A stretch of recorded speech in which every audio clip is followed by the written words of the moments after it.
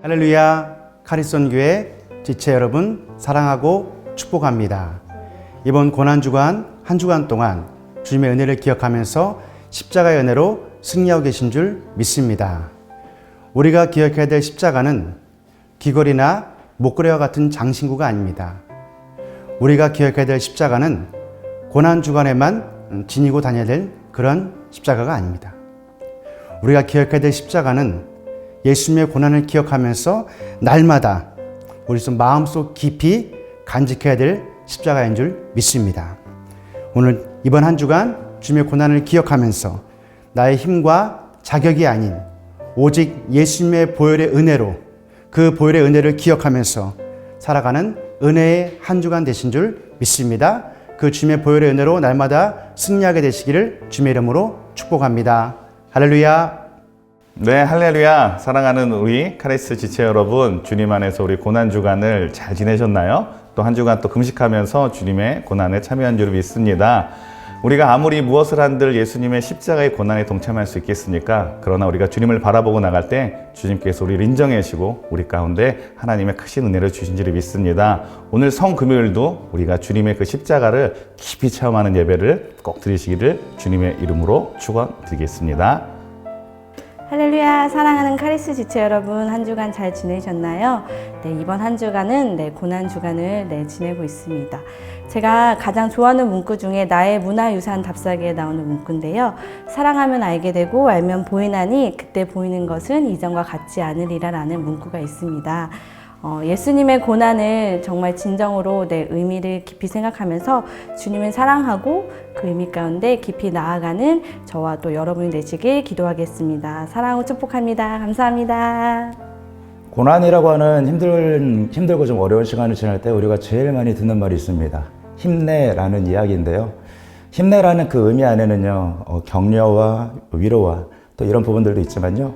막상 고난을 당하는 입장에서는요, 그 힘내라는 그 단어가 언제까지 힘을 내야지, 언제까지 버텨야지, 보이지 않는 그 상황 가운데 얼마나 힘을 내어서 버텨가야 하는지 때로는 그게 위로가 되지 않고 더 힘들 때가 있습니다. 그런데 성경은 이야기합니다. 사람이 감당치 못할 시험당함을 허락하지 아니하시고 시험당할 때에 세계를 내사 능히 인도하시는 이가 하나님이라고 말씀하셨고요. 우리가 세상 사람들과 무언가 다른 것이 있다면요, 우리에게는 받은 은혜가 있어서요, 그 은혜로 인하여서 우리가 살아가고 이겨갈 수 있다라고 하는 것이죠. 야고보서에 기록되어져 있을 때에 우리가 시험당할 때 형제들아 너희가 여러 가지 시험을 당할 때에 온전히 기쁘게 여기라. 이는 너희의 믿음의 시련이 인내를 만들어내는 줄 알미니라. 인내를 온전히 이루라. 이는 너희를 온전하고 구비하여 완전케 함이라 라고 했습니다. 그냥 버티고 견뎌가는 고난의 시간들이 아니라 인내, 정말 능동적이고 힘을 내서 싸워가는, 이루어가는 그 모든 것들을 통하여서 날마다 승리하시는 그 고난의 끝에 영광이 있음을 기억하시고 날마다 믿음의 전쟁을 펼쳐가시는 여러분들이 되시기를 축복합니다. 할렐루야, 우리 카리스 지체 여러분 잘 지내고 계신가요? 오늘은 부활절을 며칠 앞둔 성금요일입니다. 성금요일 고난주간을 맞이하여서 항상 지내는 동안 우리가 부활의 기쁨을 맞이하기 위해서는 예수 그리스도의 고난에 함께 동참해야 된다는 생각을 많이 했습니다. 우리가 요즘 코로나19로 인해 어려움과 힘든 상황 가운데 있어서 예수님 앞에 나와 예배하고 경배하는 시간들이 많이 줄어들어 있지만 한편으로 그것을 고난이라고 생각을 하고 예수 그리스도와 함께 동참한다는 마음으로 우리가 한 주간을 보낼 때 우리가 부활의 기쁨을 맞이하듯이 우리가 함께 모여 예배하는 그 시간 진정으로 기쁨과 은혜가 넘쳐나게 될 줄 믿습니다. 힘들고 어려운 가운데에서도 우리 끝까지 승리하는 카리스 지체들 되시기를 기도하면서 이 성금요일 함께 예배하기를 원합니다. 감사합니다. 할렐루야, 성금요일 카리스 금요 차례 예배 하나님께 찬양 올려드리면서 시작하겠습니다. 주의 보좌로 주의 보좌로 나갈 때에 어떻게 나가야 할까? 나를 구원한 주의 십자가, 나를 구원한 주의 십자가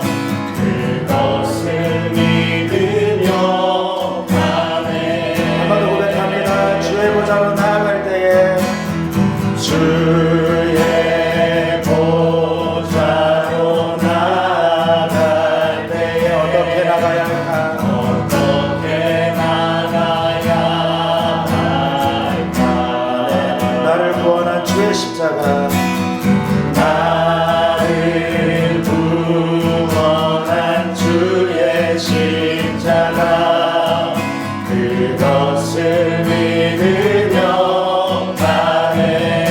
고백합니다. 자격 없는 내 힘이 아닌 자격 없는 내 힘이 아닌 오직 예수님의 오직 예수님의 보혈로 자격 없는 내 힘이 아닌 자격 없는 내 힘이 아닌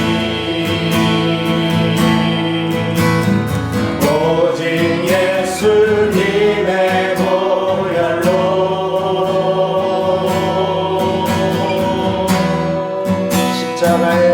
십자가의 보혈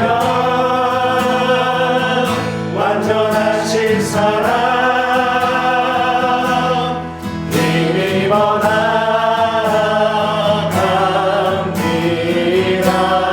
십자가의 보혈 완전하신 사랑 힘입어 예배합니다.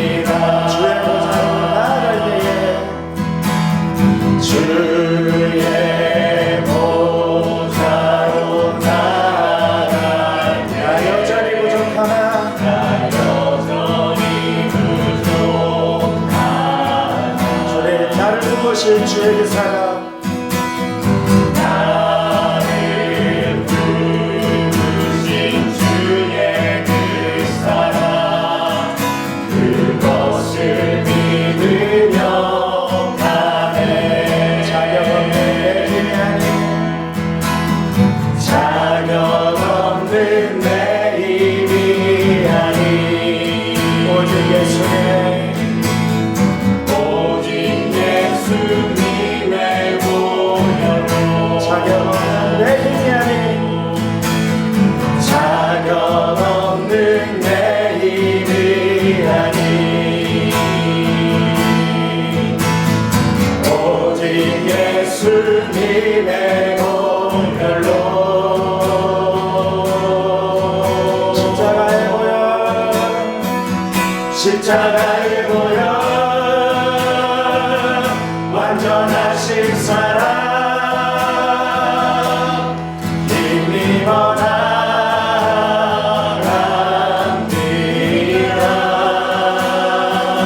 십자가의 보혈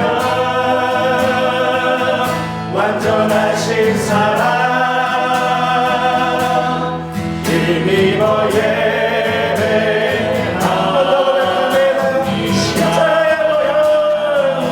십자가의 보혈 완전하신 사랑 힘입어 나아갑니다.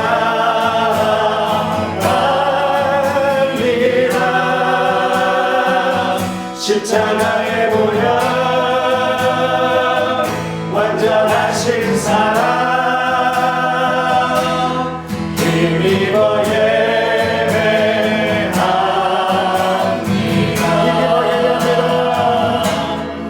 힘입어 예배합니다.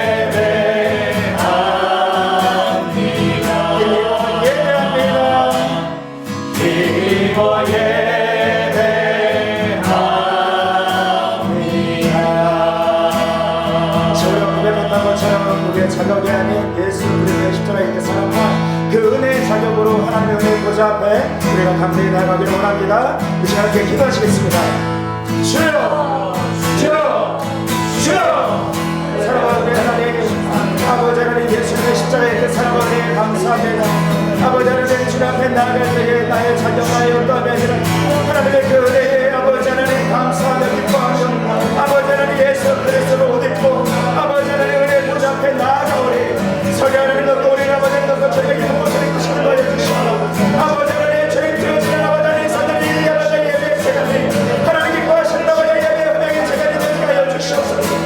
아버지 하나님 오늘 아버지 하나님 사방에 계신 그런 마음 가운데 하나님의 나라가 임하게 하여 주시고 아버지 하나님 이 아버지 하나님의 아버지 하나님 주님의 영광만에 선포되게 하여 주시옵소서.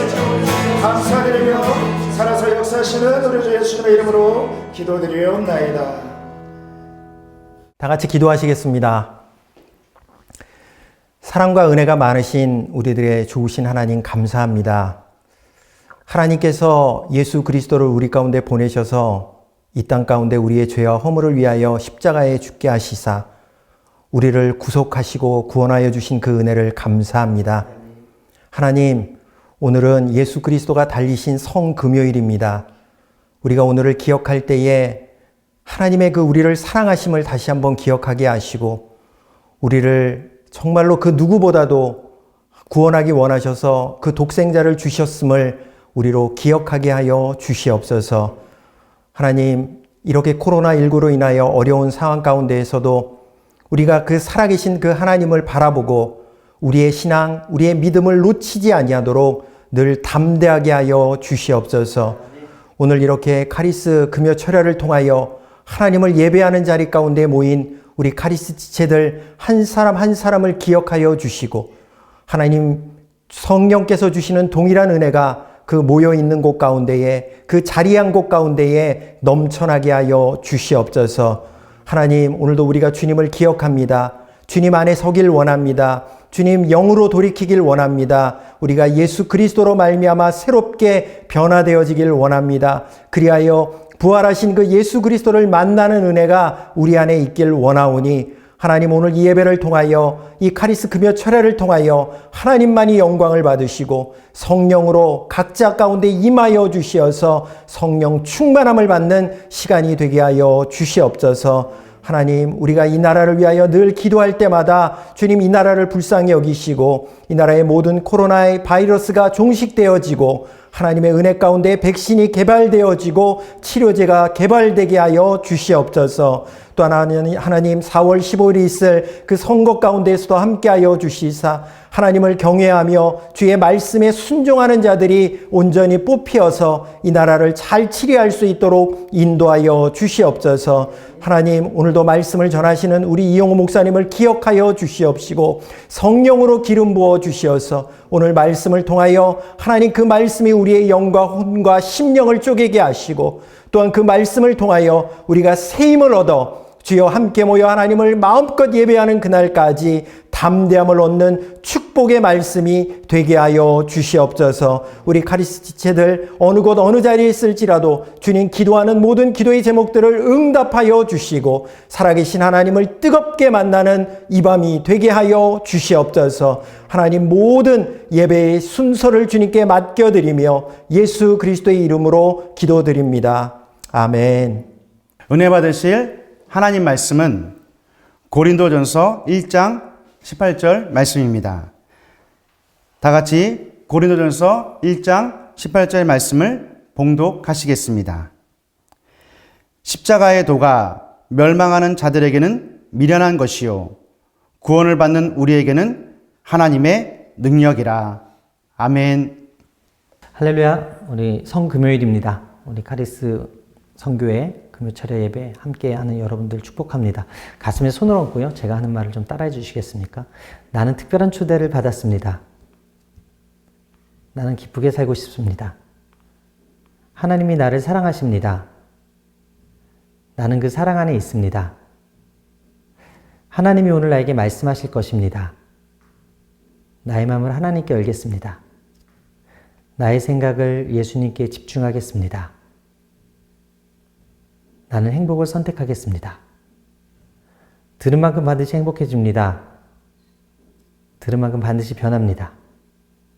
믿으십니까? 네, 제가 여러분 축복하기 원하는데요. 축복할 때 아멘 하시면 그 복이 여러분들에게 임하게 될 줄 믿습니다. 행복하십시오. 성령 충만하십시오. 오늘 여러분들에게 좋은 일이 있습니다. 오늘은 십자가라는 제목으로 함께 말씀을 나누도록 하겠습니다. 따라 하시겠습니다. 십자가. 네. 각 나라에 여행을 가보면 이 각 나라가 자랑하는 랜드마크라는 것이 있습니다. 미국에는 자유의 여신상이고요. 프랑스 파리에는 에펠탑이 있고, 이탈리아에는 피사의 사탑이 있고, 호주에는 오페라 하우스가 있습니다. 그리고 이집트에는 피라미드가 있고, 중국에는 또 만리장성이 있고, 브라질에는 예수님의 그 동상이 있지 않습니까? 랜드마크를 보게 되면 그 나라를 어느 정도 이해를 할 수 있기 때문에 그 랜드마크가 되게 중요한 상징물입니다. 마찬가지 각 기업에는 기업에 맞는 로고와 그 대표로 상징되는 이미지들이 있거든요. 엠블럼이라고 하는 그 이미지들이 있는데 요사이 기업들이 코로나19로 인해서 사회적 거리두기 캠페인을 함께 동참한다는 의미로 이 엠블럼, 이 이미지들을 좀 이렇게 특색 있게, 독특하게, 이렇게 재미있게 이렇게 각색하는 것을 우리가 봐요. 여러분, 기독교 하면은 떠오르는 이미지, 상징적인 엠블럼이 무엇입니까? 기독교의 랜드마크가 무엇입니까? 바로 십자가입니다. 십자가는 역사상 가장 어떻게 보면 치욕스럽고 소름 끼치는 처형의 도구, 사람을 죽이는 도구였거든요. 로마인들은 오직 천하의 몹쓸 죄인들만 그 십자가형을 선고를 했고 그 위에 매달았습니다. 되게 그 십자가 지기 전에 그 심장마비로 죽는 사람이 훨씬 많았고요. 질식으로 죽는 사람도 많았다고 합니다. 그런데 이 저주받은 십자가가 기독교의 상징이 될 수 있었던 이유가 무엇입니까? 십자가가 형벌의 틀이었는데 기독교의 랜드마크가 된 이유가 무엇입니까? 하나님의 아들이신 예수님이 그 십자가를 지셨기 때문에 그래요. 하나님의 아들이신 그 예수님이 그 십자가를 통해 하나님의 사랑을 우리에게 보여주셨기 때문에 그래요. 여러분, 예수님이 십자가 달려가신 이유는 딱 두 가지예요. 죽음의 문제를 해결하시기 위해서, 그리고 우리의 죄의 문제를 해결하시기 위해서. 기독교 신앙은요, 예수 그리스도의 십자가로부터 시작이 돼요. 그 십자가를 바로 알 때 우리는 바른 신앙생활을 할 수 있습니다. 그래서 오늘 세 가지 여러분들과 함께 나누기 원하는데, 첫 번째 따라하겠습니다. 십자가는 핵심이며 표준이다. 기독교 신앙에 있어서 십자가는 핵심이고요, 표준의 말씀이 됩니다. 며칠 전에 어느 기사를 보았어요. 미국에서 코로나 환자가 늘어나고 있는 상황에서 세계적인 병원선이 움직이고 있다는 기사가 돼서 클릭해서 봤는데, 머시라는 이름의 병원선이 현재 캘리포니아에서 이동해서 뉴욕에 정박 중이라고 합니다. 배 내부에는 1000여 개 정도의 병상을 갖추고 있어서 코로나 환자들을 치료하는데 매우 효과적인 배라고 이야기를 하네요. 제가 이 병원선에 대해서 잘 몰랐는데 이 병원선을 보게 되니까 부상자나 해난을 당한 사람들의 구호 목적으로 전쟁 중에 의료시설과 의료에 종사할 인원들을 데리고 가서 거기에 있는 사상자들을 치료하는, 아군과 적군을 상관없이 거기서 다친 사람들을 치료하는 국제 구호 기구라고 합니다. 1949년에 제네바 협정으로 인해서 병원선의 표지는 선체를 백색으로 하얗게 칠하고 국가와 적십자기를 국기와 적십자기를 함께 개양을 하는데, 병원선은 5가지 특색이 있다고 합니다. 첫 번째가 뭐냐면 적색 십자가 표시가 반드시 보여야 되고요. 두 번째, 국가 간의 전쟁 시기에 의료선을 공격해서는 절대 안 되고, 세 번째, 군사 목적으로 배를 사용해서도 안 되고, 네 번째, 의료선이 이동 시에 배를 막아서도 안 되고, 다섯 번째, 어느 국가든지 건조할 수 있다라는 것이죠. 전쟁 중이라도 병원선은 존중의 대상이 됩니다. 전쟁 중에 전쟁선은 포획이 돼서도 안 되고 국가의 공격을 받지도 않고 중립국을 24시간 이내에 떠나야 하는 그 제한도 없다고 합니다. 십자가를 앞세운 병원선이 전쟁에 있는 곳에, 질병이 있는 곳에, 사망이 있는 곳에 파견대에서 사람을 살리고 있다라는 거죠. 십자가를 앞세운 이 병원선은 전쟁 중이라고 해도 적과 아군을 뛰어넘어서 다친 환자들을 보호하는 표준 장소였다라는 것입니다.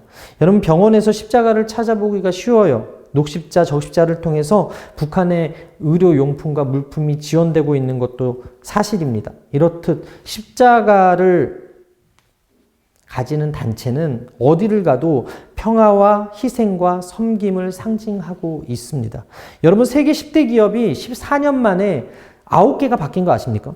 마이크로소프트웨어 회사를 제외한 9개가 14년 만에 1위 체인지가 되었어요. 변화 속에서 혁신을 추구한 기업만 살아남게 되었다는 것이죠.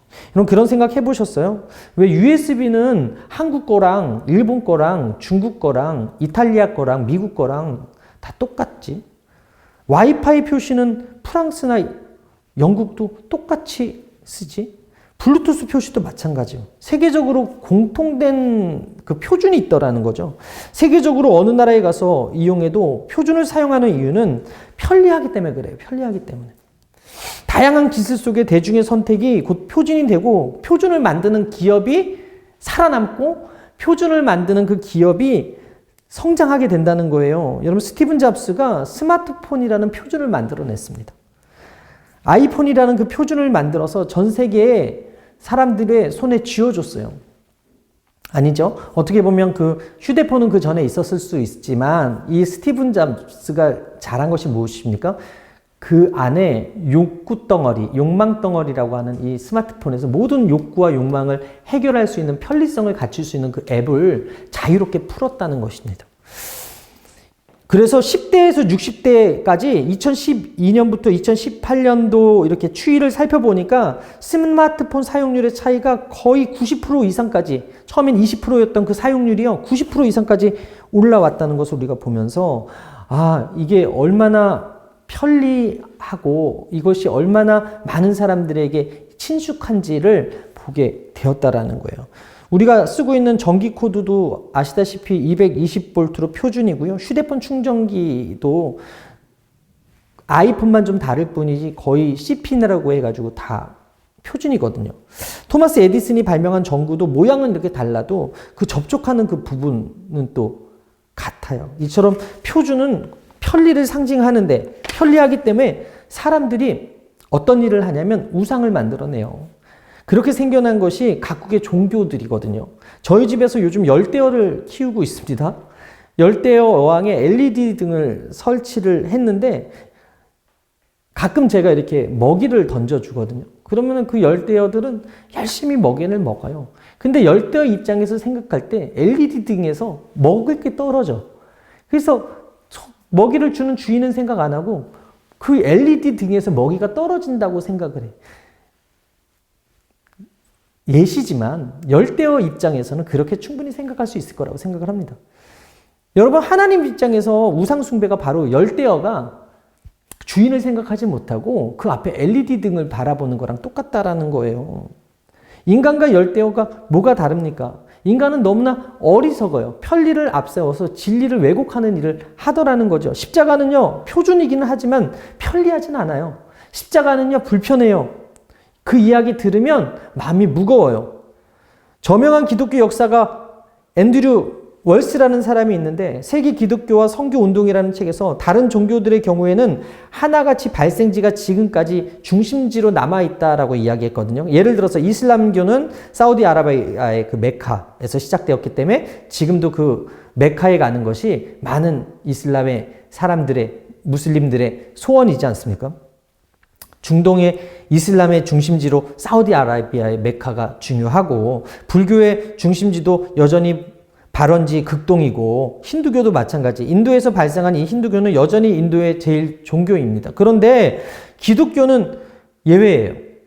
기독교의 중심지는 끊임없이 이동하고 순례하고 있는 것을 우리가 봅니다. 기독교 중심지가 원래는 예루살렘이었고, 그런데 이후에 이방의 그 헬라 문화가 들어오고 알렉산드리아, 북아프리아, 로마로 그 중심지가 이동해서 수세기 동안 그 상태를 유지하다가 여러분, 북유럽이 새로운 기독교 중심지로 부상을 하게 되었거든요. 이제는 남미, 그리고 아시아, 그리고 아프리카의 기독교 성장세가 인구 성장률의 10배에 달하게 되었다고 합니다. 그래서 1900년도에 보게 되니까 아프리카 기독교 인구가 원래는 1%였는데 지금은 기독교인이 아프리카 인구의 절반이 된다고 합니다. 그만큼 그 중심지가 계속해서 바뀌고 있는 기현상이 있는 종교가 바로 기독교라는 거예요. 앤드류 월스가 한 번은 인터뷰 도중에 이런 질문을 받았어요. 도대체 원인이 뭔가요? 다른 종교는 중심지는 그대로인데 기독교 중심지만 끊임없이 변하는 이유가 무엇입니까? 그러자 월스가 대답했습니다. 기독교의 중심에는 낮아짐이 있기 때문입니다. 바로 십자가의 낮아짐입니다. 월스의 말의 의미를 살펴보면 기독교가 권력과 부의 자리를 오래 차지하면 은혜, 십자가의 메시지가 잠잠해지고 아예 사라진다는 거예요. 죄에 대해서 선포해야 되고 은혜에 대해서 이야기해야 되고 십자가의 중요성에 대해서 이야기를 해야 되는데 기독교가 권력화되고 종교화가 되어질 때 하나님의 촛대가 성령의 불이 옮겨진다라는 거예요. 예수 그리스도는 섬김을 받으러 오신 것이 아니라 자기 목숨을 십자가에서 내어주시기 위해서 오셨거든요. 마가복음 10장 45절에 인자가 온 것은 섬김을 받으려 함이 아니라 도리어 섬기려 하고 자기 목숨을 많은 사람의 대속물로 주려 함이라. 예수님이 다른 주요 종교의 창시자와 결정적으로 다른 이유가 무엇이라고요? 섬김에 있다는 거예요. 희생에 있다라는 거예요.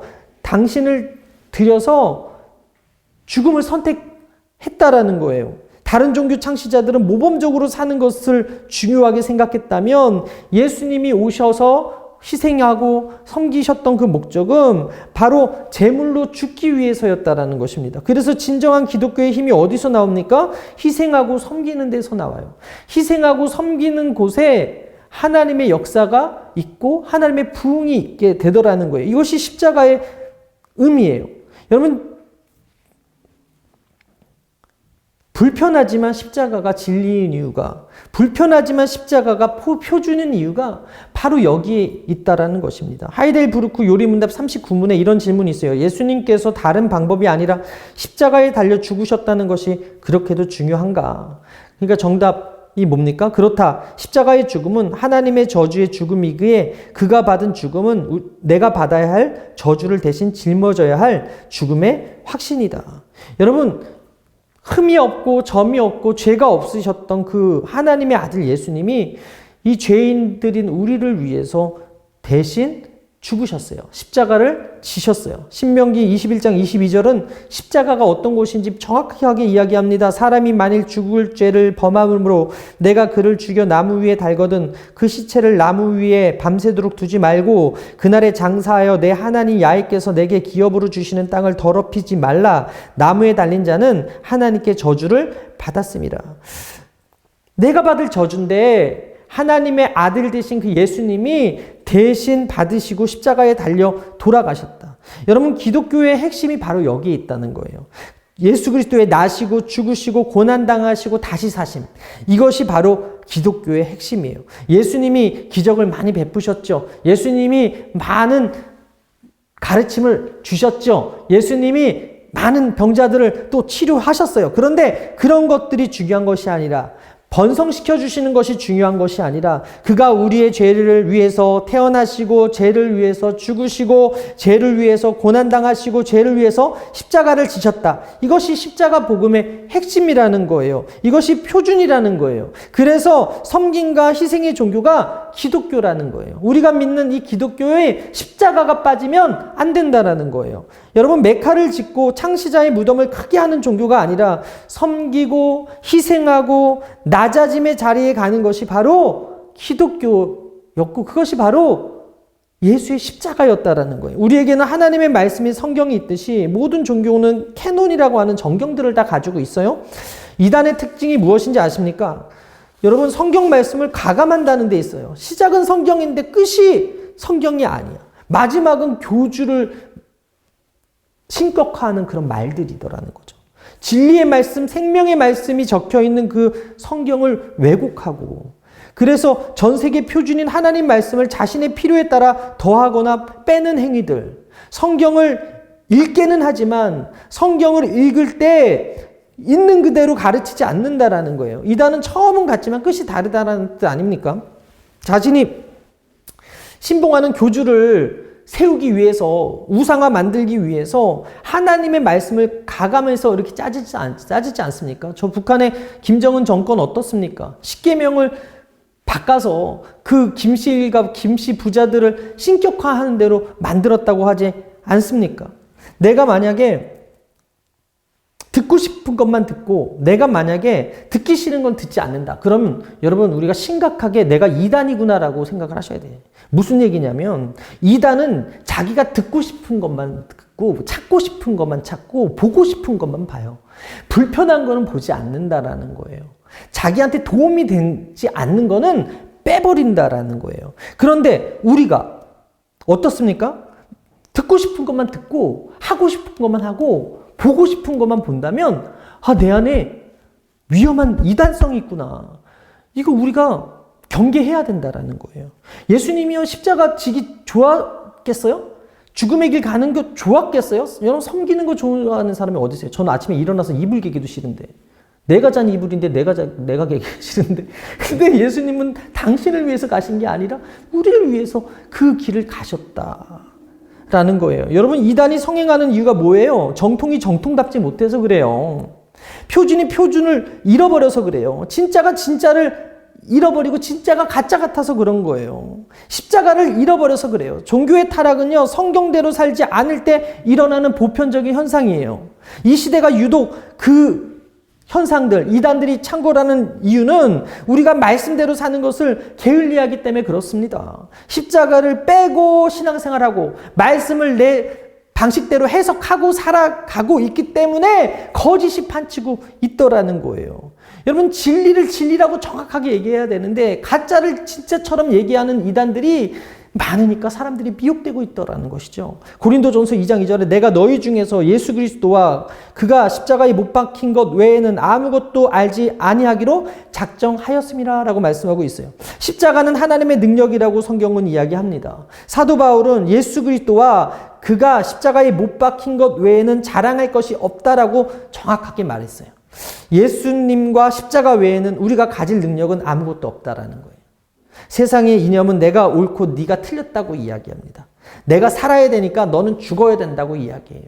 그것이 바로 경쟁 사회거든요. 그런데 기독교는 나시고 죽으시고 고난당하시고 다시 사심의 이 신비를 경험하라고 이야기합니다. 그것을 경험할 때 진짜 복음을 체험할 수 있다고 이야기합니다. 기적이 중요한 게 아니라 치료받는 게 중요한 게 아니라 축복받는 게 중요한 게 아니라 예수님의 나신과 같이 내가 거듭나는 게 중요한 거예요. 예수님과 함께 고난을 받는 게 중요한 거예요. 예수님이 죽으신 그 십자가에서 내가 죽고 예수님이 다시 부활하신과 같이 다시 부활해서 이 땅 가운데 천국을 경험하며 이 후에 갈 그 천국을 소망하며 사는 삶, 그것이 그리스도인들의 삶이라는 것입니다.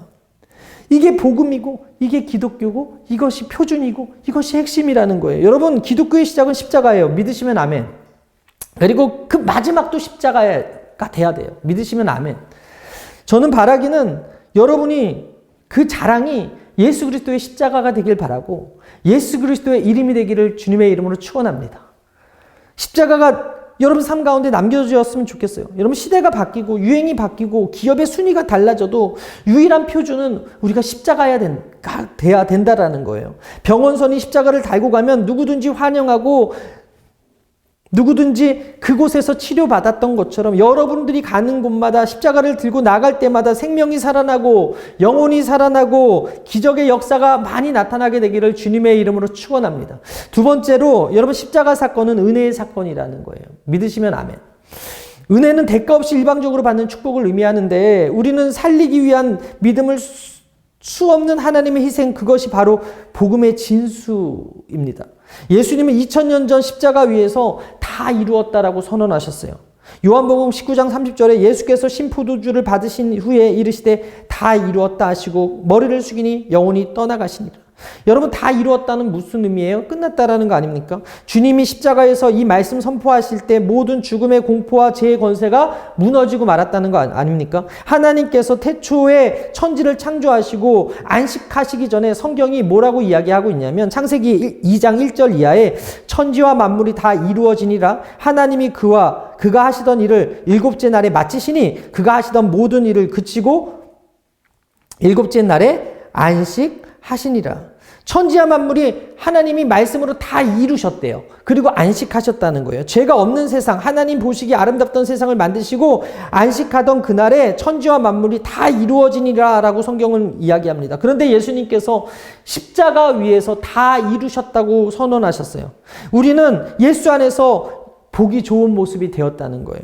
우리는 죄인이 아니라 의로운 자, 새로운 피조물로 변화된 신분이 되었다라는 거예요. 고린도후서 5장 17절 그런즉 누구든지 그리스도 안에 있으면 새로운 피조물이라 이전 것은 지나갔으니 보라 새 것이 되었도다. 우리는 예수님이 십자가를 대신 짊어주심으로 용서받는 의인이 되었고 그리스도 안에서 성결한 사람이 되었고 치료받고 건강한 사람이 되었어요. 믿으시면 아멘. 십자가 위에서의 예수님이 다 이루었다라고 말씀하는 그 순간에 그리스도 안에서 우리는 건강하고 행복한 사람들, 축복된 사람들, 보시기에 좋은 사람들로 변화가 되었다라는 거예요. 따라합니다. 나는 그리스도 안에서 새로운 피조물이 되었다. 십자가의 은혜로 나는 날마다 새로워진다. 여러분, 구약시대에는요, 생명을 보호하는 장치로 도피송이라는 곳이 있었어요. 민수기 32장 10절에 보게 되면 이스라엘 자손에게 말하여 그들에게 이르라 너희가 요단강을 건너 가나안 땅에 들어가거든 너희를 위하여 성읍을 도피성으로 정하여 부지 중에 살인한 자가 그리로 피하게 하라. 이는 너희가 복수할 자에게서 도피하는 성을 삼아 살인자가 회중 앞에 서서 판결을 받기까지 죽지 않게 하기 위함이라. 여러분, 구약의 율법에는요, 눈에는 눈, 이에는 이, 살인에는 목숨으로 갚아야 하는 법이 있었습니다. 살인자에겐 사형이 선고됐고 원수를 갚는다고 해도 그것에 대해서 문제 삼지 않았어요.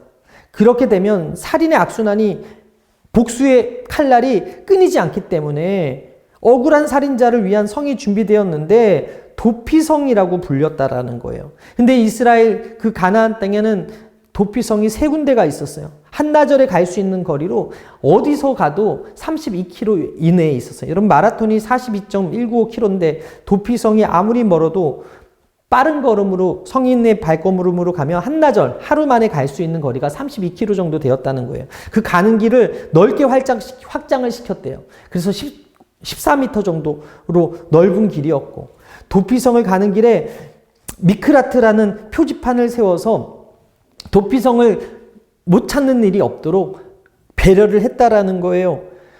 놓쳐서 뒤따라오는 사람에게 붙들리지 않기 위한 그런 세심한 배려들이 그 도피성에 있었다는 거예요. 길목에 안전장치를 마련해서 도피성을 쉽게 발견하도록 돕고 쫓아오는 사람에게 빨리 몸을 숨길 수 있도록 도왔다라는 것입니다. 그 도피가 죄가 없음을 선언하는 것이 아니에요. 그 도피가 그 사람은 무죄다라고 선언하는 것은 아닙니다.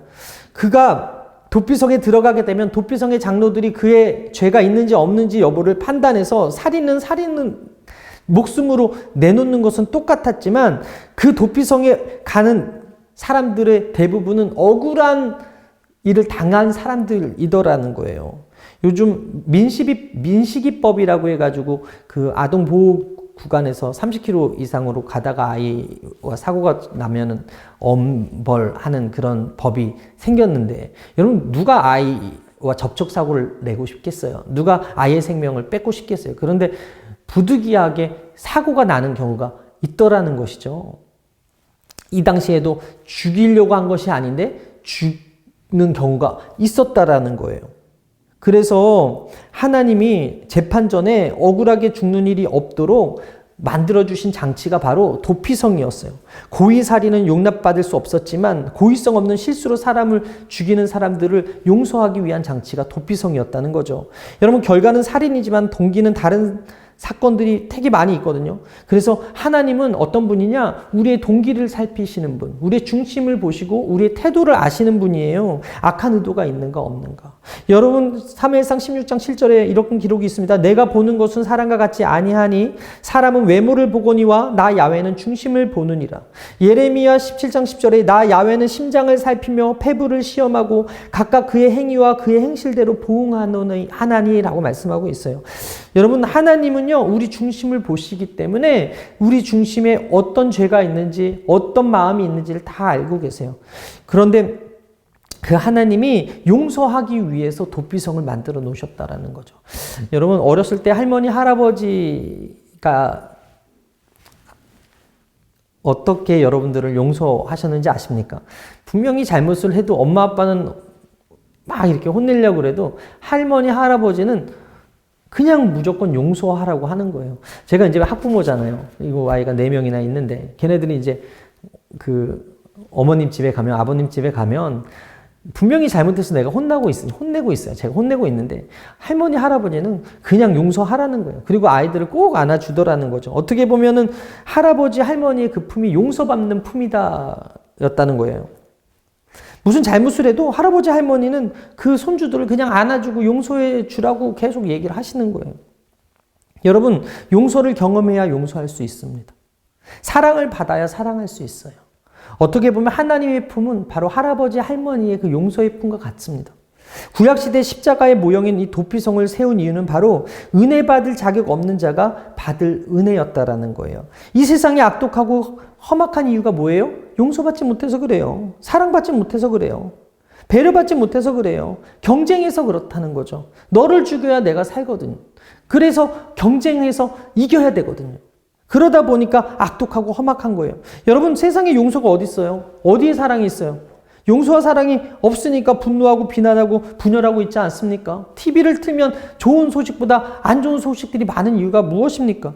진짜 사랑을 경험하지 못해서 그래요. 진짜 사랑과 진짜 용서를 경험하지 못한 사람이 진짜 세상을 어둡게 하고 사회를 힘들게 하고 있는 것입니다. 그래서 예수님께서는 우리의 진짜 도피성이 되는 것이고, 하나님은 우리에게 공의의 하나님이시지만 자비와 긍휼의 하나님이시기 때문에 이런 도피성을 십자가를 통해서 허락해 주셨다라는 거예요. 시편 46편 1절 이하에 하나님은 우리의 피난처시요 힘이시니 환난 중에 만날 큰 도움이시라. 그러므로 땅이 변하든지 산이 흔들려 바다 가운데 빠지든지 바닷물이 솟아나고 뛰놀든지 그것이 넘침으로 산이 흔들릴지라도 우리는 두려워하지 아니하리로다. 하나님 우리의 피난처 되세요. 믿으시면 아멘. 하나님을 도피성으로 삼은 우리는 어떤 환경적 어려움에서도 두려워하지 않아도 됩니다. 도피성이 하나님이 이곳에 임재하는 거룩한 상징이 되거든요. 십자가는 우리의 죄가 사면을 받을 수 있다는 놀라운 상징이 되거든요. 십자가에서 우리는 예수님을 만나게 돼요. 우리의 죄를 대신 사하신 그 예수님을 만나게 돼요. 우리는 도피성을 경험하게 되고, 그래서 그곳에서 자유를, 용서를, 회복을, 사랑을 경험하게 되는 거예요. 그리고 그 해방을 경험하면 그 짐이 어깨에서 벗어지는 것을 경험하게 되고, 그 사랑 가지고 나아가서 울고 있는 사람 안아줄 수 있는 거예요. 그 용서 가지고 나아가서 다른 사람을 용서할 수 있는 거예요. 여러분, 사람은 죄의 문제 앞에서 힘이 들어요. 죄책감이 있으면 견딜 수가 없거든요. 다윗이요, 가늠한 후에 죄 짓고 나서 너무나 힘들었어요. 그래서 몸에서 마른 진액이 나올 만큼 견딜 수 없었다고 고백을 합니다. 시편 32편 4절에 주의 손이 주야로 나를 누르시오니 내 진액이 빠져서 여름 가뭄에 마름같이 되었나이다. 용서받고 사함받는 자가 또 복이 있다고 합니다. 시편 32편 1절에 허물의 사함을 받고 자신의 죄가 가려진 자는 복이 있도다. 여러분, 인간의 모든 문제는요, 바로 이 죄책감의 문제에서 도래됩니다. 죄의 문제에서 도래됩니다. 수많은 고통들이 죄로부터 비롯됐어요. 죄 용서받지 못하고 차곡차곡 쌓이게 되면 죄가 그 무게를 견디지 못하고 떨어지는 것을 심판이라고 이야기합니다. 그런데 그러한 인과응보적 법칙에 따르면 마땅히 죽어야 하는 그 인간이 용서받을 수 있다는 것, 사랑받을 수 있다는 것, 회복될 수 있다는 것, 그 죄책감이 사라질 수 있다는 것, 이거 복 아닙니까? 죽을 수밖에 없는 죄인, 심판받아 마땅한 그 인간이 하나님의 아들 되신 그 예수님이 대신 죽어주심으로 말미암아, 피 흘려주심으로 말미암아 우리가 용서받았다는 것, 이게 은혜 아니고 무엇이겠습니까? 이게 진리고, 이게 팩트고, 이것이 은혜이기 때문에 우리가 그거 전하려고 하는 거 아니에요? 그래서 우리에게 피난처가 필요하다라는 거예요. 십자가가 필요하다라는 거예요. 그래서 예수 그리스도가 필요하다라는 거예요. 여러분, 공의만 있다면 세상이 어떻겠어요? 공의만 있는 세상은요, 앞서 말씀드렸지만 경쟁해야 돼요. 그리고 심판해야 돼요. 그리고 싸워야 돼요. 얻어야 돼요. 투쟁해야 돼요. 그렇기 때문에 피투성이에요. 얼마나 끔찍한 학살과 보복이 있으며 사방에 어지럽겠습니까? 그러나 은혜가 있기 때문에, 도피성이 있기 때문에, 우리에게 용서가 있기 때문에 그곳에 따뜻함이 있고 화평함이 있고 웃음이 있고 기쁨이 있고 공존할 수 있는 사람들이 있게 되더라는 거예요. 여러분, 허물 많고 실수는 많지만 우리는 매일 십자가 앞에서 도피성을 경험하는 것, 이것이 바로 은혜라는 것입니다. 여러분, 우리가 오늘 이 자리에서 은혜를 경험하게 될 줄 믿습니다. 오늘 이 자리에서 치유를 경험하게 될 줄 믿습니다. 예수님께서 십자가에서 외치셨어요. 누가복음 23장 34절에 이에 예수께서 이르시되 아버지 저들을 사하여 주옵소서 자기들이 하는 것을 알지 못함이니이다. 뭐라고 외치셨다고요? 주여 저들을 용서해 주십시오. 저들은 자신들이 하는 일을 알지 못합니다라고 그렇게 중보하셨다라는 거예요. 여러분, 용서의 원천은 십자가였어요. 나는 용서받았습니다. 나는 용납받았습니다. 죄가 아무리 커도 주의 십자가가 나를 용서하고 죄가 아무리 더러워도 주의 십자가가 나를 용서했습니다. 우리 이렇게 말할 수 있는 거예요. 여러분, 십자가 위에서 예수님께서 우리의 죄를 영원히 사해 주셨기 때문에 그렇습니다. 혹자는 말할 겁니다. 기독교는 참 좋다. 반복해서 죄 짓고 회개하면 깨끗해진다고? 그러면 맨날 죄 짓고 회개하고 죄 짓고 용서받고 그렇게 하면 참 편리한 종교다라고 이야기할 거예요. 그 말은 사실입니까? 아닙니까, 여러분? 사실이에요. 그런데 죄 짓고 용서받고 죄 짓고 용서받고 하는 건 사실이지만 우리가 한 가지 알아야 될 것이 무엇입니까? 용서의 능력은 결코 감정에서 멈추지 않고 거룩한 삶으로 이어진다라는 것입니다. 회개한 사람, 용서받은 사람은 회개하기 이전으로 돌아가지 않으려고 애쓰고 힘쓰고 노력한다라는 것입니다. 이것이 성숙한 신앙인들의 모습이거든요. 여러분, 심리학 용어 중에 깨진 유리창 이론이라는 게 있어요. 건물이나 주택에 깨진 유리창을 수리하지 않고 방치하면 오래 지나지 않아 그 건물 전체가 유리창이 모두 깨진다는 것입니다. 그래서 이 작은 무질서를 방치하면 주변의 무질서가 확산될 가능성이 높다라는 거죠. 요사이는 은행보다 커피숍이 1층에 들어오는 걸 좋아한대요. 왜냐하면 은행은 주 5일 근무잖아요.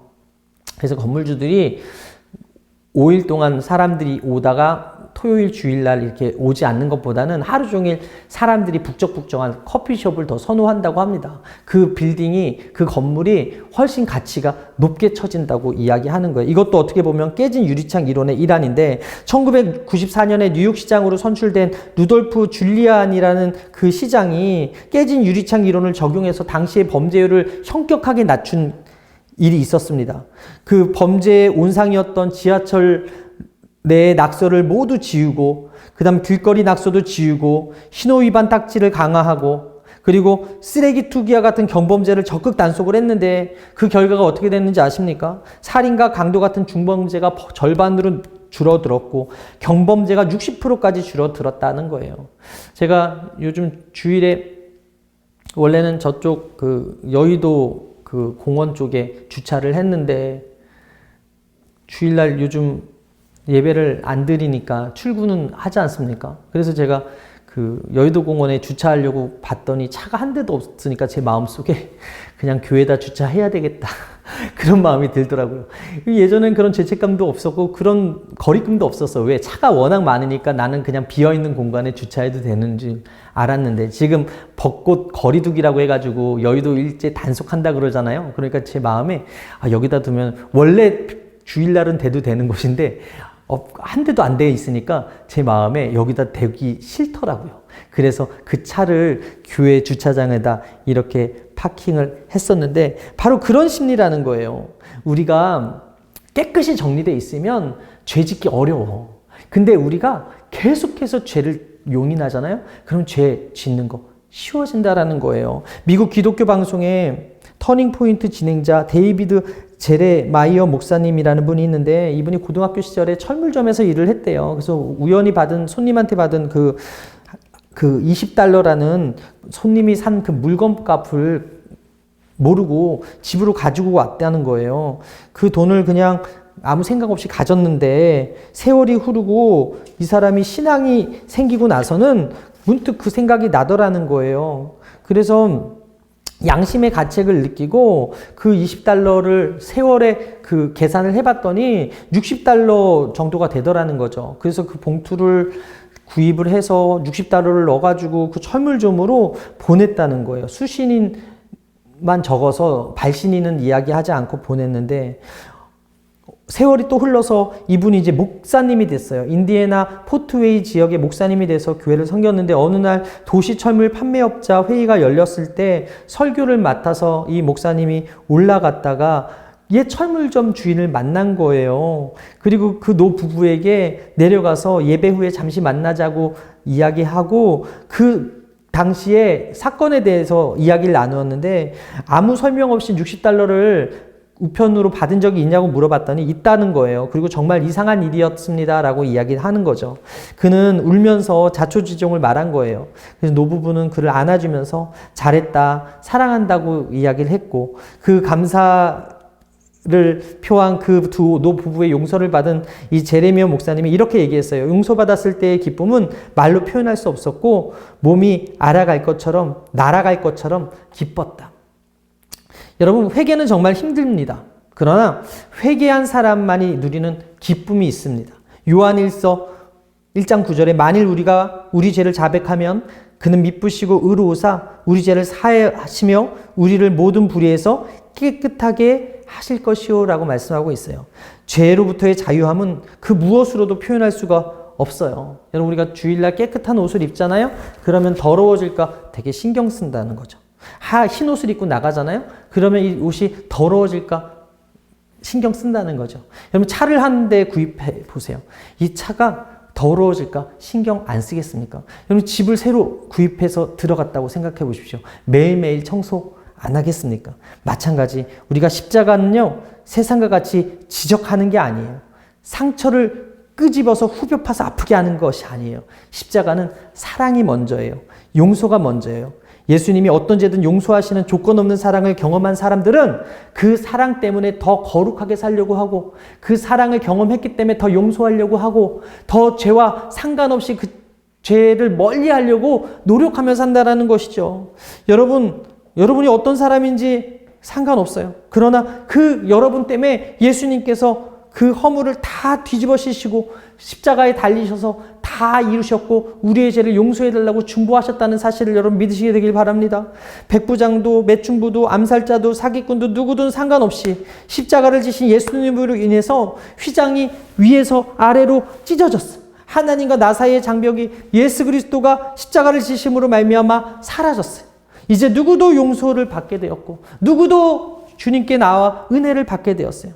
그래서 십자가 사건은 은혜의 사건이고, 이 말씀 듣고 있는 저와 여러분들은 은혜를 경험한 사람들이라는 거예요. 은혜를 경험한 사람들은 어떻게 살아요? 은혜를 경험한 자들답게 사는 거예요. 그래서 세 번째, 십자가를 지라는 것입니다.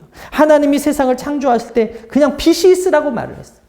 그러니까 그 빛이 있었다고 성경은 기록해요. 그런데 죄의 문제는 다 용서해 줄게라고 선언하면 될 텐데 굳이 예수님께서 육신의 몸을 입고 오셔서 십자가의 길을 가더라는 거예요. 그만큼 용서는 쉬운 문제가 아니라는 것이죠. C.S. 루이스가 이야기합니다. 사자와 마녀와 옷장에서 대속의 개념을 이렇게 풀이했거든요.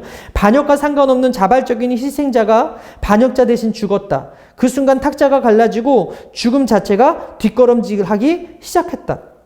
십자가를 지신 예수님이요, 어떤 유혹과 시험에서도 십자가의 길을 가셨다는 것을 우리가 주목해야 돼요. 신앙생활은 용서의 십자가를 지는 삶, 희생의 십자가를 지는 삶이라는 거예요. 그냥 편한 삶이 아니더라는 거예요. 그래서 쉽지 않더라는 거예요. 예수님께서 뭐라고 합니까? 누가복음 9장 23절에 또 무리에게 이르시되 아무든지 나를 따라오려거든 자기를 부인하고 날마다 제 십자가를 지고 나를 따를 것임이라. 여러분 따라하겠습니다. 은혜 받는 자는 은혜 받는 자답게 산다.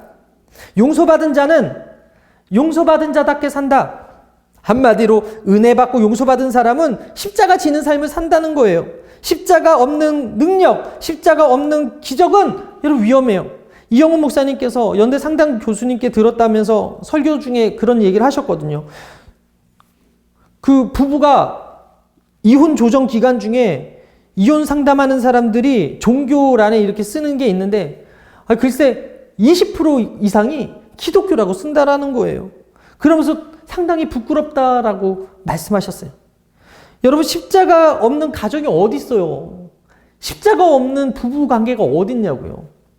우리가 십자가를 선택했다라는 것은 결국 희생하고 섬긴다라는 것인데 부부 관계 안에서 가정 안에서 이기려고 하는 거예요. 똑같이 기독교인들도 마찬가지로 이것은 한마디로 내가 지기 싫다라는 거예요. 내가 십자가를 지기 싫다는 거예요. 여러분 십자가 없는 믿음, 십자가 없는 헌신, 십자가 없는 사랑은 세상도 할 수 있어요. 믿음도 있고 헌신도 있고 사랑도 세상에 있지 않습니까? 그런데 기독교가 세상과 다른 것은 십자가가 있다라는 거예요. 지금 기독교가 위기에 빠져 있는 이유가 무엇입니까? 교회 안에 십자가가 사라져 있어. 더 구체적으로 말하면 십자가를 지어야 할 제자들이 없어졌기 때문에 그래요. 어느 대학교에서 신학과 TO를 없애고 애견 미용학과 개 미용하는 거 있잖아요. 고양이 미용하는 거. 그거를 신설한다는 뉴스를 들었습니다. 이유는 무엇이냐? 신학생들이 더 이상 학교에 찾아오지 않는다는 거예요. 그런데 미달인데 애경미용학과는 사람들이 관심이 있어서 폭발적으로 몰리고 있다는 거예요. 그러니까 하나님의 말씀을 깊이 배우는 신학과는 없어지고 개 미용하는 사람들은 몰려든다는 거죠. 이 시대를 제대로 보여주는 뉴스가 아닌가 싶어요. 여러분, 레오나르도 다빈치의 최후의 만찬을 패러디해서 코로나 사태를 휘하한 한 장의 그림을 보고 제가 충격을 받았거든요. 사회적 거리두기 때문에 예수님과 거리두고 있는 지금 이 시대에 십자가를 지기 싫어하는 그 제자들의 모습에 최후의 만찬에 예수님만 덩그러니 있고 제자들이 하나도 없는 그 그림이었어요. 우리 시대를 풍자한 그림을 보면서 얼마나 가슴이 아팠는지 몰라요. 최후의 만찬까지 따랐던, 어떻게 보면 제자들이 사회적 거리두기라는 이름으로 예수님 곁에 아무도 없는 이 패러디 사진을 어찌 보면 십자가를 지기 싫어하는 이 세대, 십자가를 지기 싫어하는 우리 모습 아닌가. 예수님 곁에 남아있지 않는, 그래서 예수님께 거리를 두고 있는 그리스도인들을 묘사하는 것이 아닌가라는 생각을 하게 되었습니다.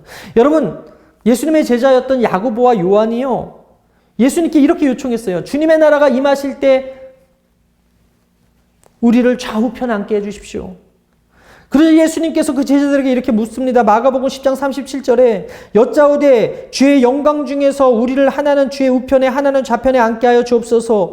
예수께서 이르시되 너희는 너희가 구하는 것을 알지 못하는도다. 내가 마시는 잔을 너희가 마실 수 있으며 내가 받는 침례를 너희가 받을 수 있느냐. 여러분, 예수님의 영광스러운 가장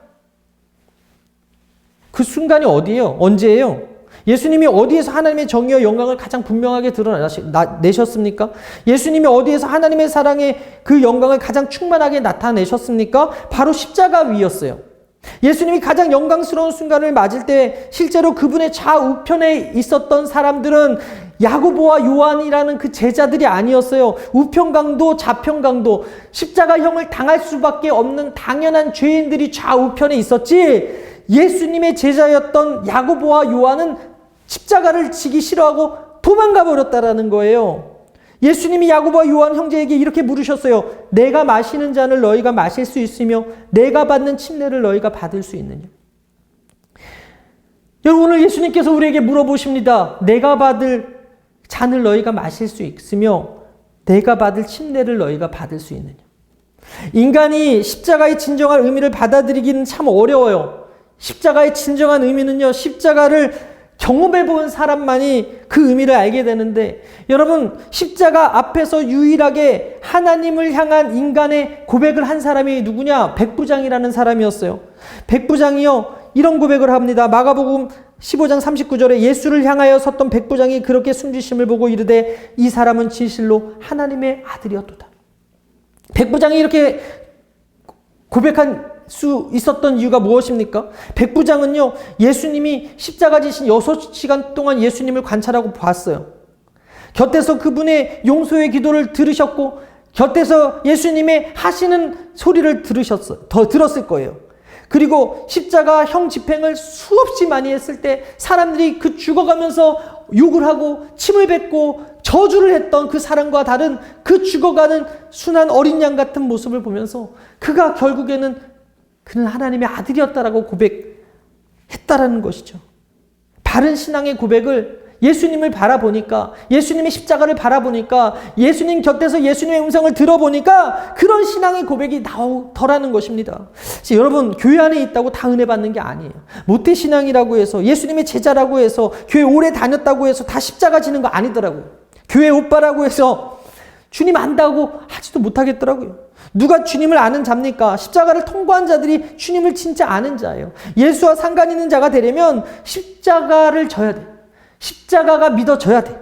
고린도전서 1장 22절에 유대인은 표적을 구하고 헬라인은 지혜를 찾으나 우리는 십자가에 못 박힌 그리스도를 전하니 유대인에게는 거리끼는 것이요 이방인에게는 미련한 것이로되 오직 부르심을 받은 자들에게는 유대인이나 헬라인이나 그리스도는 하나님의 능력이요 하나님의 지혜니라. 여러분, 예수님 모르는 사람에게 십자가는 어리석은 겁니다. 그러나 예수를 아는 사람, 십자가의 의미를 아는 사람, 십자가를 통과한 사람에게는 그 십자가가 능력이고요, 권세임을 믿으시게 되길 바랍니다.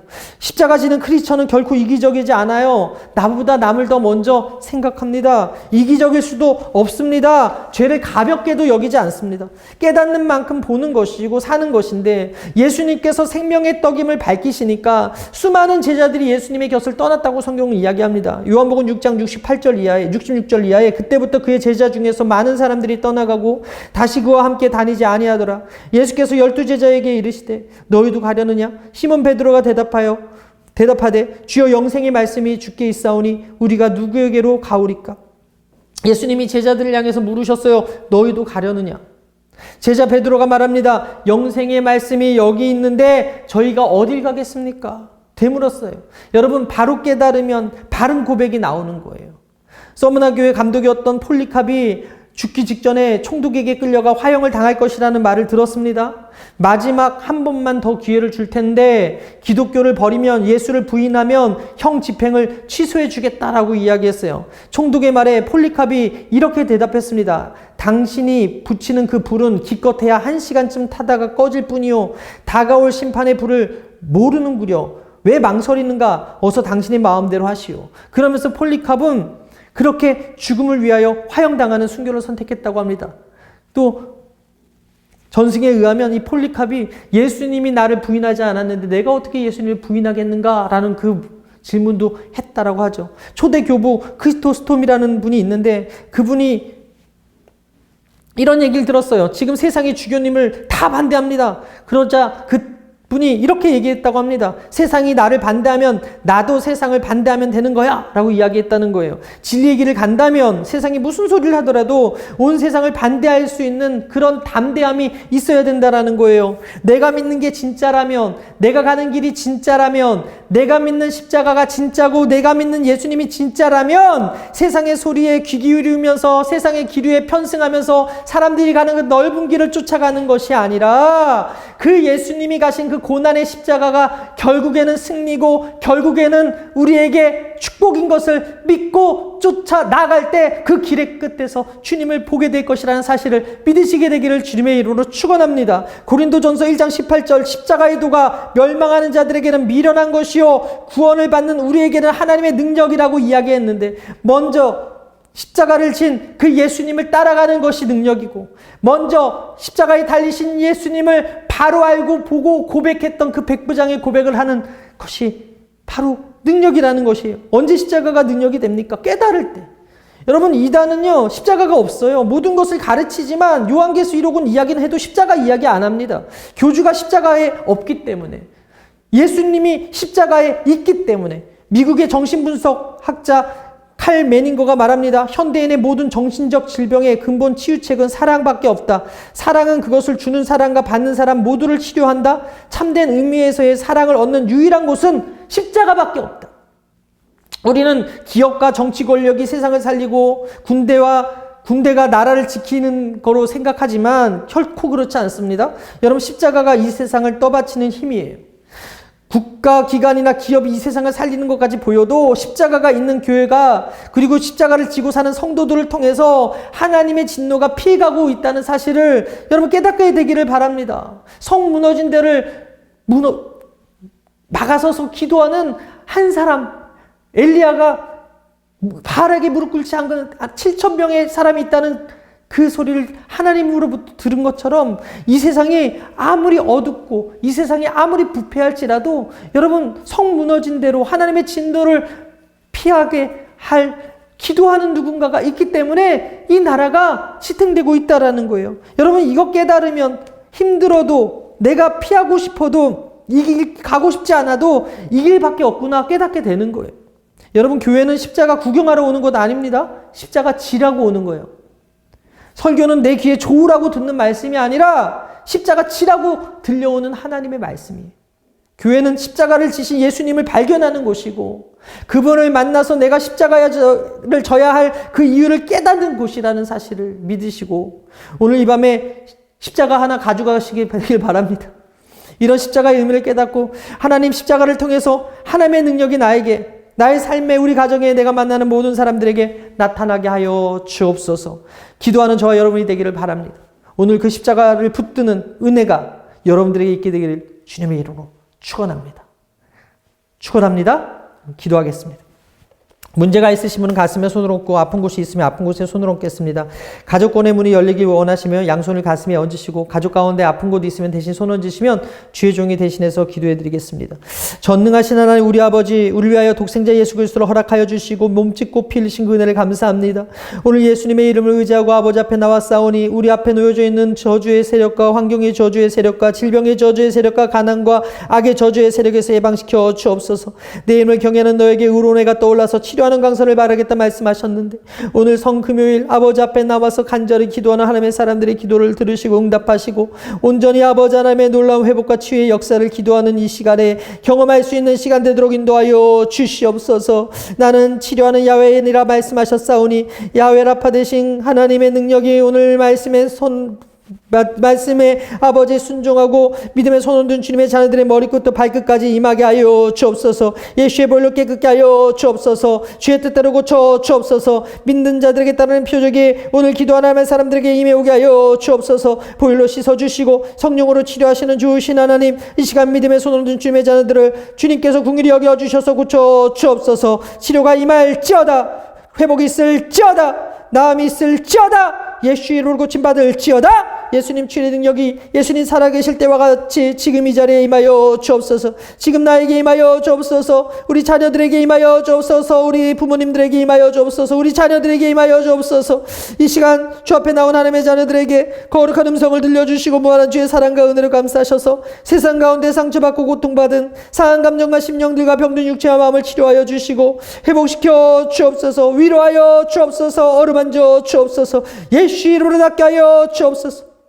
하나님의 구원과 하나님의 치료를 이 시간 나타내 보여 주옵소서. 너희 모두 더럽고 추악한 염려 걱정 근심 질병아 나서 예수 이름으로 명하노니 묶음은 흘러갈지어다. 떠나갈지어다. 사라질지어다. 원수마귀야 살아가는 하나님의 자녀의 몸과 마음과 생각에서 떠나가게 될지어다. 예수 이름으로 고침받을지어다. 자유가 임할지어다. 나음이 있을지어다. 회복이 있을지어다. 내 안에 분노는 떠나가라. 염려는 떠나가라. 두려움은 떠나가라. 사탄의 참소가 되면 내 열등감과 우울증의 귀신은 떠나가라. 음란의 영은 떠나가라. 시기와 질투의 영은 떠나가게 될지어다. 주의 영광과 능력으로 행하셨던 그 기적 오늘 우리에게 나타내 보여 주옵소서. 이 시간 가지고 나온 개인 가정 생활할 것 물질 배우자 가족 구원의 문제 육신과 정신적 건강의 모든 문제를 주님 앞에 온전히 내려놓고 기도하오니 들으시고 응답하시며 좋은 것들로 풍성하게 채워 주옵소서. 하나님 우리가 이 시간 기도할 때 복음이 북한 전역에 전파되어 한반도의 평화 통일이 이루어지게 하시고 사회로 총선이 얼마 남지 않았는데 하나님을 경외하며 겸손히 국민을 섬기는 하나님의 사람들이 온전히 세워져서 이 땅이 새로워지고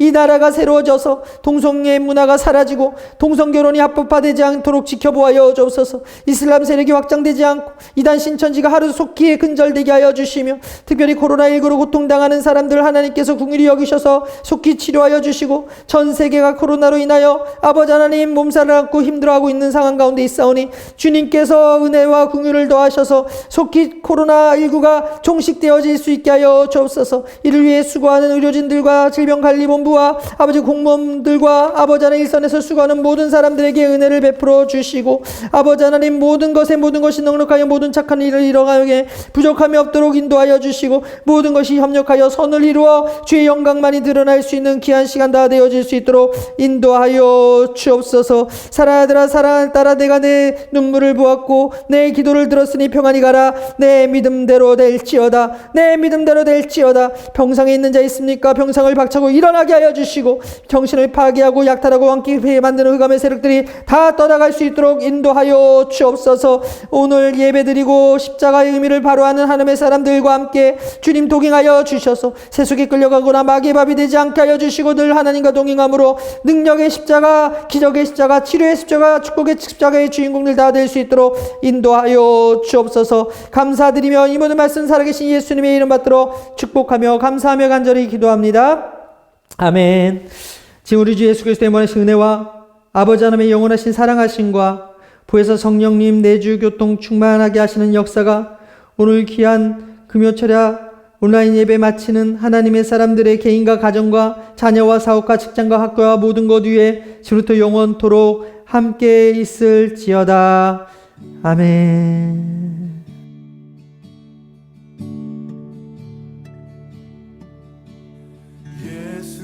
예수님 그의 희생 기억할 때 자기 몸 버려 죽으신 주 나 항상 생명 주신 그 은혜를 마음에 새겨 봅니다. 마음에 새겨 봅니다.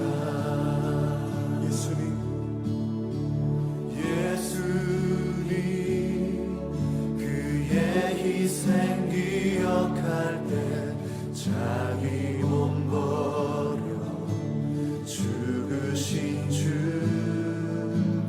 나 항상 생명 주신 그 은혜를 마음에 새겨 봅니다. 마음에 새겨 봅니다.